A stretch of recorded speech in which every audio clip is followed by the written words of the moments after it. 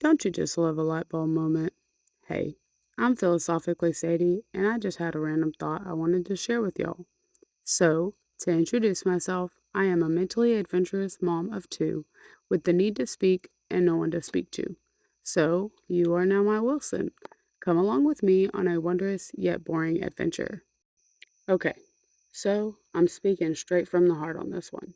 And I'm going to be raw and real with you guys, and I hope that acceptance and support are what I get in return. But I am too exhausted to even care whether I get criticized anymore. I am solid in how I feel, and I know what I want for my life, and I am determined to make it happen.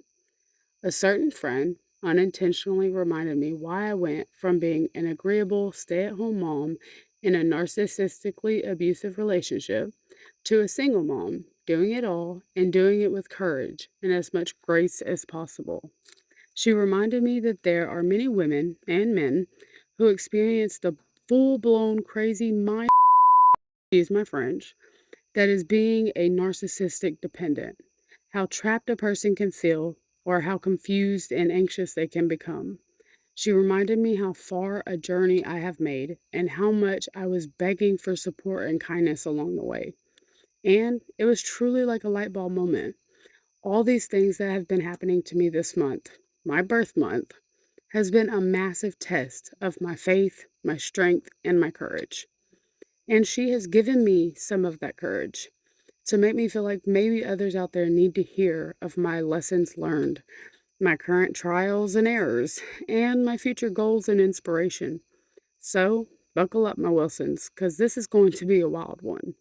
Okay, so right out the gate on July 1st, I had to show up to child support court. But the panic and anxiety was too much, like it always is dealing with him. But so much this time, I couldn't even make the 40-minute drive without having to stop on the side of the road to throw up. Thankfully, I didn't get it all over me or in my mom's car, and thankfully, I was not late, despite his family yelling that in my face that I was. And their attempt at intimidation was complete with chuckles and sarcastic comments due to the fact that a trial was necessary, which was only necessary because he disagreed with the state's calculations for our children's support needs. And then he learned that the last few years I have been giving him visitation rights when I wasn't legally obligated to, and that if he wanted more rights, that he would have to petition the court for it. Now, don't get me wrong here.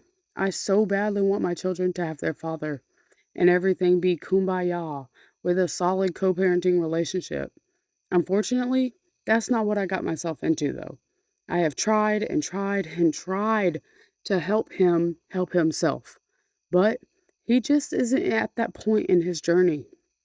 I have learned that I have to hold strong boundaries with him because he is very good at trying to manipulate and gaslight me and everyone else around me. And me standing up for myself is the thing he hates the most. It makes him revengeful and he will aim to hurt me in whatever way he thinks he can. So, he was typically paying the previous amount of child support on the first of every month because he knew I needed it for rent, and he's been late before and made lame excuses for it. But this time, he straight up told me he wasn't paying it at all, under the assumption that he has a free month before he has to start paying the new amount of child support. And I told him that regardless of whether it was legally necessary or not, that him deciding not to pay at the very last second will lead us to face an eviction for the millionth freaking time. He thinks that if he forces me into an eviction, that he will automatically be granted custody of our children. He is relying on me not having any support or resources to do any of this on my own. The crazy thing is that he is willing to take an eviction on his credit, his rental history, also, just to try and take the children away from me and hurt me. And he acknowledges this, that forcing me to be evicted also hurts the children in so many ways.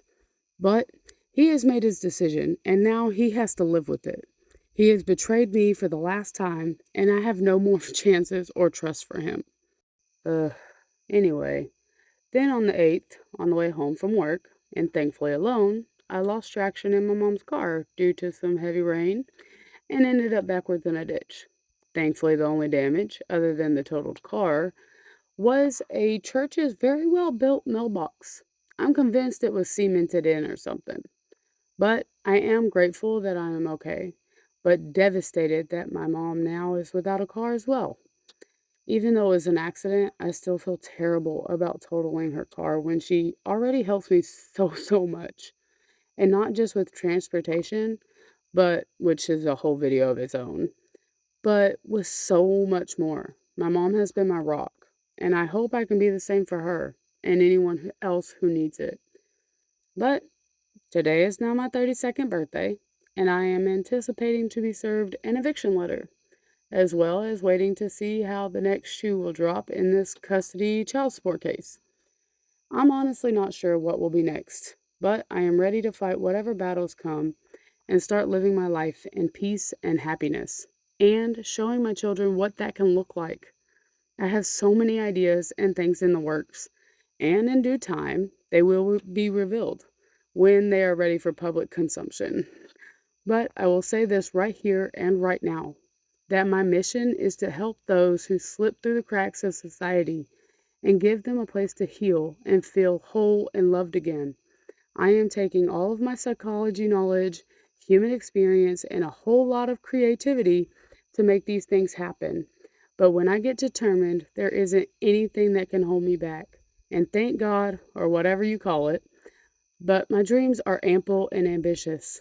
Even though my life seems to be falling apart, I know that it means that this chapter is nearly over and I can move on to new adventures and new lessons. I'm looking forward to my growth and evolution, and if you are too, then I'll see you at the next campfire chat.